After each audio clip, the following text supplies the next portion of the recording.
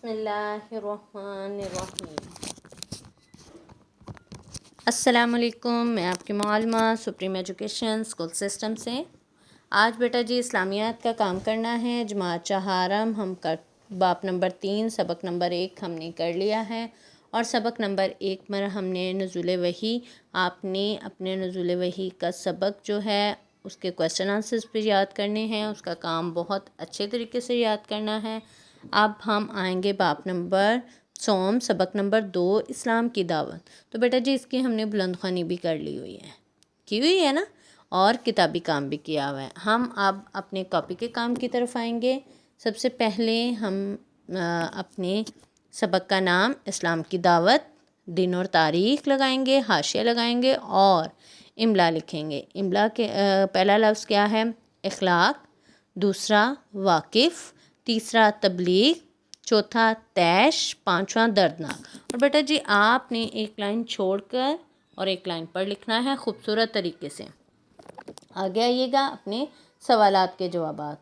Next page पर हम दोबारा हाशिया लगाएंगे और सवालात के जवाबात लिखेंगे और उसको डबल अंडरलाइन भी करेंगे। सवालात के जवाबात में हमारी मश्क शुरू होने जा रही है। पहला सवाल, सवाल नंबर 1, कोहे सफ़ा पर नबी अकरम सल्लल्लाहु अलैहि वसल्लम ने मक्का वालों से क्या फ़रमाया?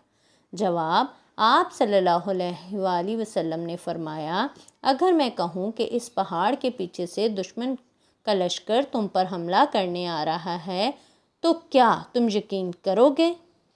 ठीक है, ये कहा था। आगे आइएगा सवाल नंबर 2 पर। खुफिया दावत का सिलसिला कितने अरसे तक जारी रहा था? 3 साल तक। ठीक है, अगला सवाल नंबर 3 लिखना है फिर आपने, और लाइन छोड़कर काम करना है बहुत अच्छे तरीके से और इसको याद भी करना है। अहले मक्का ने मुसलमानों को किस तरह तकलीफ़ें देते थे? अहले मक्का ने मुसलमानों पर ज़िंदगी तंग कर दी।